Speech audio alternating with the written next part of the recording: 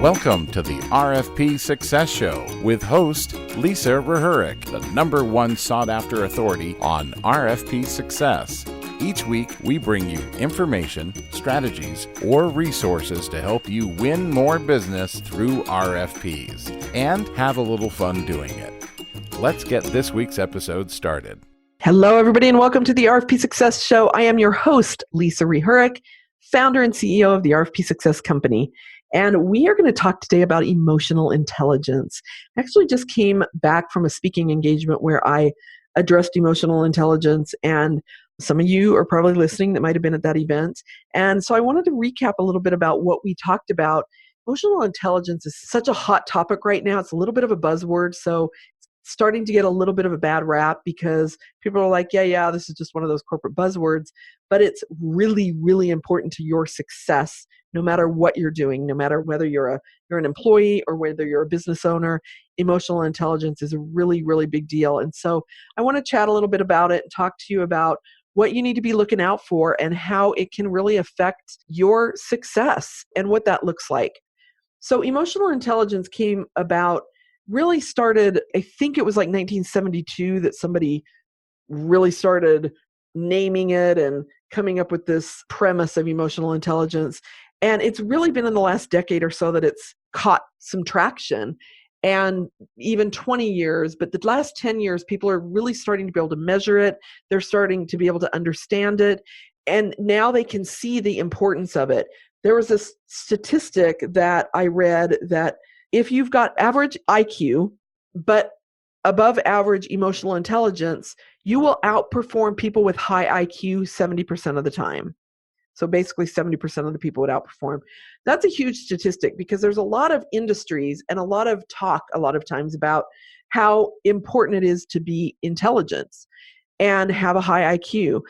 And I'll tell you, I work with a few companies that have probably on average higher IQs than others because they're highly technical people and they go through a lot of schooling to get to where they're at. And their IQs can be really high.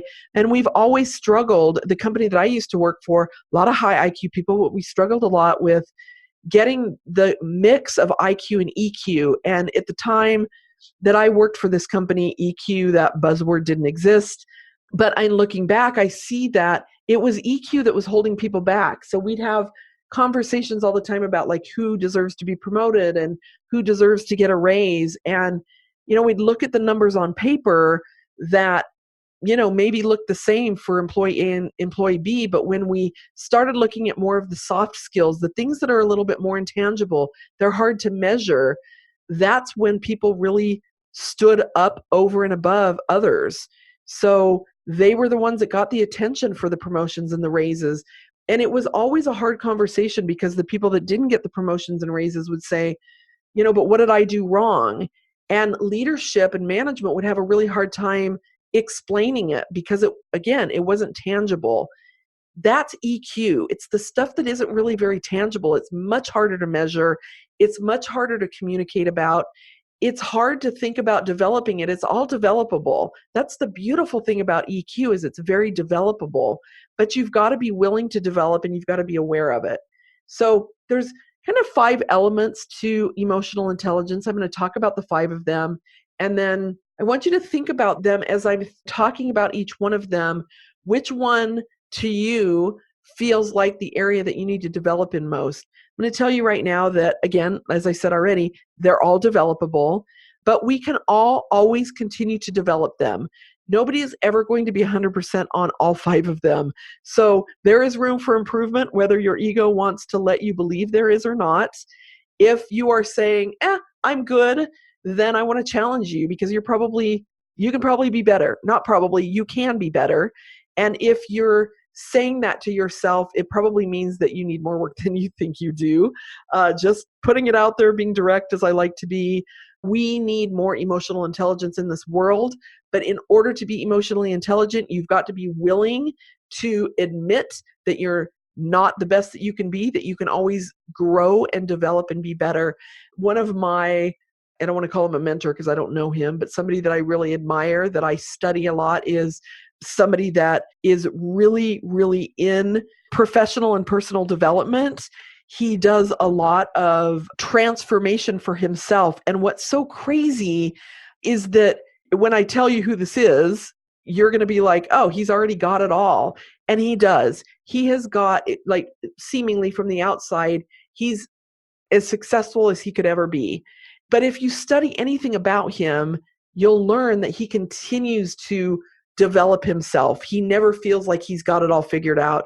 And I'm talking about Richard Branson, and he is the founder of the Virgin companies, Virgin Airlines, all of that.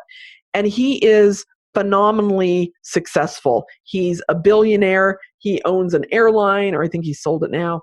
He owns his own island. He's got a beautiful family that he loves and adores. He is a super happy guy. I love him because he's also a super fun guy.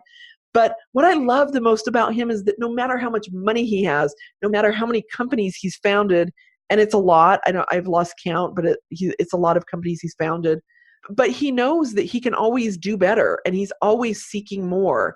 And I always look at him and I think, okay, if there's anybody out there that can probably give himself a break and not do that, feel like, okay, I've got it all figured out, it's him, but he still does more. So I encourage you, if you're somebody that's sitting over there thinking, I've got it all figured out, I don't need to develop myself any further. Yes, you do, because we always do. It's a choice. You can say, you know what, I don't want to. Okay, that's your choice. I get it. But you can't then claim that you're as good as you can be. So there's that. So let's talk about these 5 areas. The first one is self-awareness. And this is kind of sort of what I've just been talking about. You have to be very aware of where your strengths are, where your weaknesses are, and where you need to further develop. And you need to be aware of how you manage your emotions. So emotional intelligence is really kind of that ability to manage and control your emotions, and not just your own emotions, but also how you react to other people's emotions. And, if you're not aware of it and you can't see what's going on with yourself, then the other 4 areas that we're getting ready to talk about are going to be a hot mess. So you've got to really pay attention to that self-awareness. You've got to be willing and able to say, okay, I am really strong here, but I need to be stronger here, or I need to be stronger here. And we've all got those areas. I know that for me, there are areas that as soon as I became aware of them, now I can regulate them better. And step number 2 is self-regulation. So once you become aware of them, now you can better regulate them because you understand them. In that self-awareness area, it's not just about being aware of them, but it's also about being aware of the triggers. So what triggers you in certain areas? For me, I can get really annoyed in traffic. And so my emotional state can get really raised if people are ticking me off in traffic, if they're annoying me or frustrating me. And, I was pretty aware that traffic annoyed me, but really being aware, learning to be aware of what it does to me and how it can ruin my day or how it can ruin my reaction to other people or my interaction with other people allowed me to then better regulate how I allowed that into my space. And again, this is all a choice. Some of you might say, it's okay. I like getting mad at traffic and I don't think it has any ill effects on me.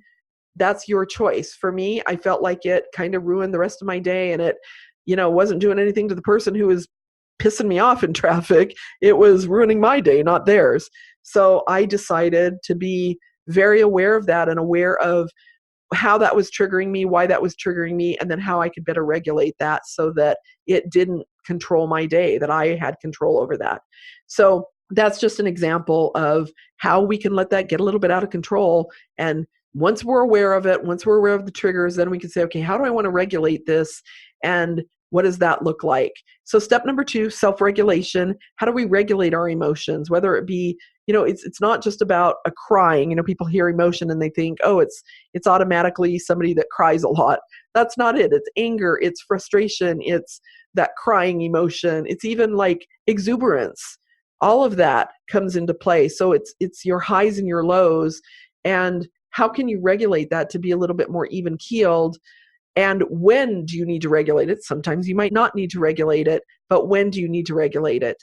And the more in control you have of that ability, the more emotional intelligent you are. The third one is motivation. And that's our self-motivation, our desire to just be resilient and push through and get things done. versus just kind of crumbling at the first challenge that comes up, at somebody else, maybe throwing a wrench into our plans.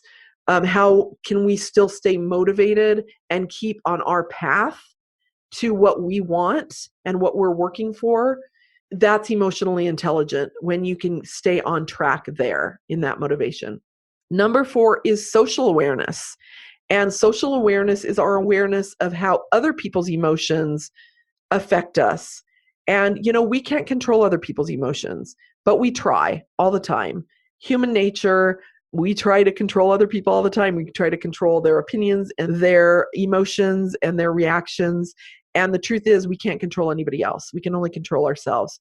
So in that social awareness, how can we be aware of what other people's moods are doing to us, what other people's emotions are doing to us, and then kind of flipping back into that self-regulation and regulating ourselves so that we aren't high or low because of somebody else. We're high or low because of ourselves, where we can control that, and then we can pull that regulation in.